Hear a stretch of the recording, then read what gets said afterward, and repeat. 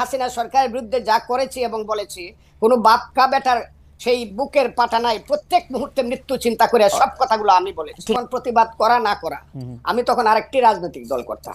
এখন যদি আপনি আমাকে আইসা 26 বছর পরে জিজ্ঞাসা করেন আপনি প্রতিবাদ করছিলেন কিনা, আমি তো সেদিন বিএনপি করতাম। বলেন না, এটা দর্শকদের কথা। আমাদের মনে হয় যে আমি ওই দর্শকদেরকে চিনি। আমি যেদিন থেকে মুক্তিযুদ্ধের পক্ষে কথা বলা শুরু করলাম, হ্যাঁ সেদিন থেকে প্রধানত আলবদর রাজাকারের ছেলেরা এবং নাতিরা, এরা সব মিলিতভাবে আমার বিরুদ্ধে কথা বলা শুরু। এর আগে আমি সবারই কিন্তু সবচেয়ে জনপ্রিয় ছিলাম। আচ্ছা, এই দেশে যে 5ই আগস্টের আন্দোলন হয়েছে, আমি চ্যালেঞ্জ করলাম, মাসুদ স্বীকার করে, আমার সন্তান তুল্য স্বীকার করবে জানি না, দেশের ভিতরে আমি হাসিনা সরকারের বিরুদ্ধে যা করেছি এবং বলেছি, কোনো বাপ কা বেটার সেই বুকের পাটা নাই, প্রত্যেক মুহূর্তে মৃত্যু চিন্তা করে সব কথাগুলো আমি বলেছি। ঠিক আছে ফজলু ভাই, আমি শুধু 2-3টা জিনিস একটু খালি ক্লিয়ার হওয়ার জন্য। এক হচ্ছে যে আমিও আপনার সাথে একমত যে হয়তো আপনার কথাগুলি জামায়াতের এগেনস্টে গেলে জামায়াত এবং তার ছাত্র সংগঠনের লোকেরা নানা ধরনের কথা বলতে পারে। আমি শুধু 2-3টা জিনিস একটু কুইকলি জানতে চাই। 90-এর গণ আন্দোলনের পরে 3 জোটের রূপরেখাতে যখন ছিল কোনো দলই স্বৈরাচার বা রাজাকারদের কাউকে নিবে না, বিএনপি সবার আগের থেকে গিয়ে যখন তাদেরকে নিল, বা 2001 সালে যখন তাদেরকে পতাকা দিল গাড়িতে, তখনও কি আপনি একইভাবে প্রতিবাদ করেছিলেন?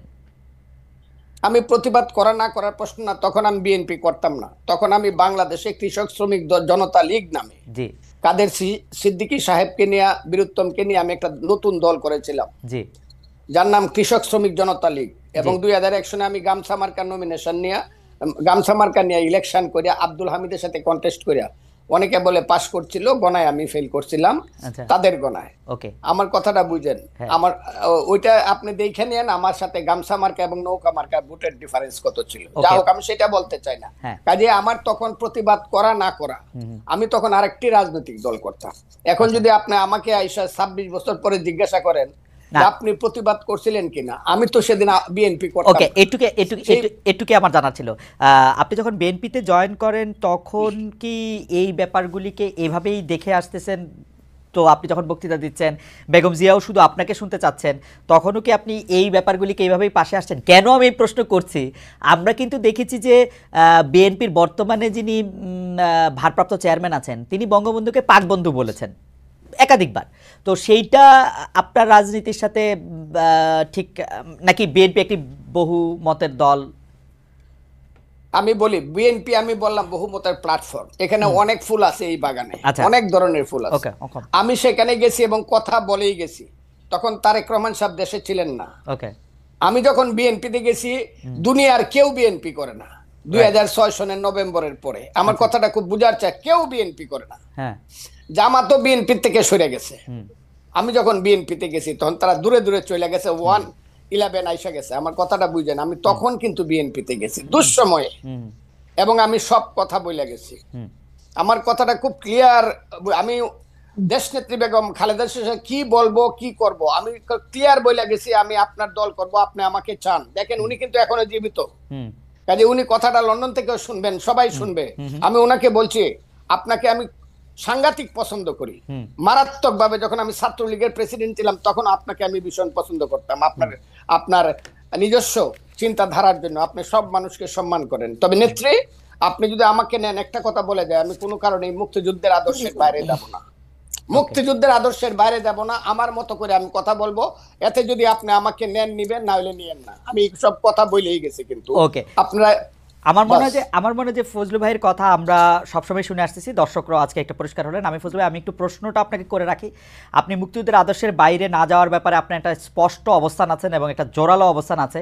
আমি আপনাকে প্রশ্ন করতে চাই যে 53 বছর পার হয়েছে মুক্তিযুদ্ধের পরে, 54 বছর টু বি এক্সাক্ট, মানে নাম্বারের দিক দিয়ে।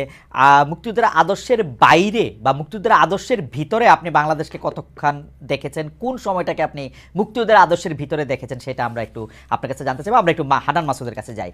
জনাব হান্নান মাসুদ, আমি আপনার কাছ থেকে জানতে চাইবো যে প্রথমেই আপনাকে একটু আমরা শুভেচ্ছা জানাই, কারণ নানা জায়গা থেকে আমরা যতটা জানতে পারছি সেটা হচ্ছে যে নোয়াখালীর দ্বীপ উপজেলা হাতিয়া আপনার এলাকা, সেখানে আপনি রাজনৈতিকভাবে সক্রিয় হয়েছেন। আপনি কি মানে সেখান থেকে নির্বাচন করবেন কি করবেন? মানে রাজনৈতিকভাবে সক্রিয় অর্থ হচ্ছে গত কয়েক মাসে হাতিয়ার উন্নয়ন নিয়ে কাজের বিষয়ে প্রকাশ্যেই বক্তব্য রাখছেন। সরকারি কাণ্ডেও আমরা শুনেছি যে হাতিয়ার উন্নয়নে, হাতিয়া যাতে একটু ভালো বাজেট পায় সেখানে আপনি ভূমিকা রাখছেন, কিন্তু কিভাবে রাখছেন, কি করছেন সেটা একটু আমাদেরকে একটু বলেন। আমি দ্বীপ হাতিয়া হচ্ছে একটি দ্বীপপুঞ্জ, আশপাশে আরো 30টি দ্বীপ আছে ছোট ছোট। এই দ্বীপ উপজেলায় দীর্ঘ সময় ধরে হচ্ছে আপনার একজন জলদস্যু এবং তার পরিবার শাসন এবং শোষণ করে আসছে।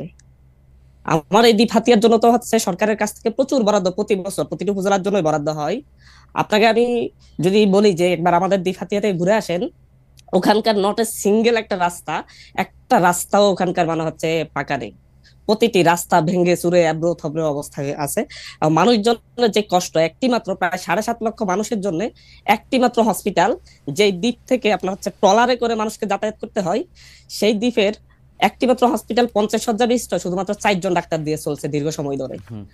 একই সাথে হচ্ছে ওই জায়গায় মানুষজন যে কতটা অবহেলিত, কতটা লাঞ্ছিত, আপনারা হয়তো কয়েকটা নিউজ দেখেছেন যে হচ্ছে সমুদ্র ভাড়া দেওয়া হয়। ওখানকার মানুষের প্রধান পেশা হচ্ছে জেলে, মানে হচ্ছে মাছ ধরা।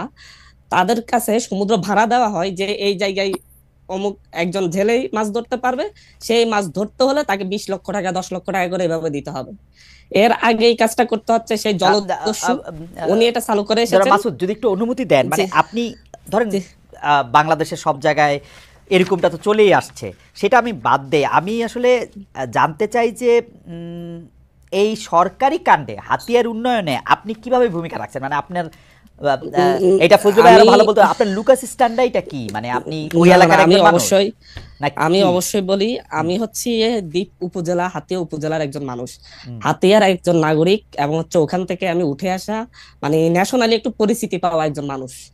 আমি এই আন্দোলনের মধ্যে দিয়ে একটু ন্যাশনালি পরিচিতি পেয়েছি, যার ফলে হচ্ছে হাতিয়ার একটি সংস্থা আছে, সমিতি আছে হাতিয়ার, যারা হচ্ছে সুশীল সমাজ, শিক্ষিত জনগোষ্ঠী, ওনারা একটা সমিতি করেন, হাতিয়া দ্বীপ সমিতি।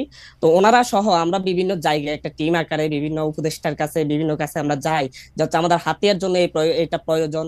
এবং আমি ব্যক্তিগত জায়গা থেকে যদি কখনো কারোর সাথে দেখা হয়, আমি নিজেও বলবেন, আমি হাতিয়া থেকে ইলেকশন করার চিন্তা ভাবনা রেখেছি, যদি হাতিয়ার মানুষ এখন যেভাবে আমাকে আগ্রহ ভরে ছাড়ছে, কারণ দীর্ঘ সময় ধরে হাতিয়ার মানুষ কাউকে পাই নাই তাদের পাশে। এর আগে আমাদের সম্মানিত একজন এমপি ছিলেন জনাব প্রকৌশলী মোহাম্মদ ফজলুল আজিম সাহেব, উনি হাতিয়ার জন্য অনেকগুলো কাজ করেছেন, কিন্তু দুঃসময়ে হাতিয়ার মানুষের কখনো খোঁজ নিতে পারেন নাই। ওনার ব্যবসা বাণিজ্যে উনি ব্যস্ত ছিলেন, যার কারণে হচ্ছে হাতিয়াতে একটা নেতৃত্বের শূন্যতা তৈরি হয়েছে। সেই জায়গা থেকে হাতিয়ার মানুষ এখানে অনেক ধরনের অনেকেই নেতৃত্ব দেওয়ার চেষ্টা করছে, আছে। যদি হাতিয়ার মানুষ চাই, আমি সেই ক্ষেত্রে নির্বাচনে যাওয়ার জন্য প্রস্তুতি নিচ্ছি। তবে তার আগে আমরা অন্তত হাতিয়ার মানুষের যে দুর্দশাটা, আমার যে ন্যাশনাল পরিস্থিতি হয়েছে, যে জাতীয় পরিস্থিতিটা আছে, এটাকে কাজে লাগিয়ে আমি চাই যে হচ্ছে নির্বাচন হবে পরের বিষয়, তার আগে আমি যেন হাতিয়ার মানুষের স্বাস্থ্য সেবা, যাতায়াতের যে অবস্থা, এগুলার একটা পরিবর্তন আনতে চাচ্ছি।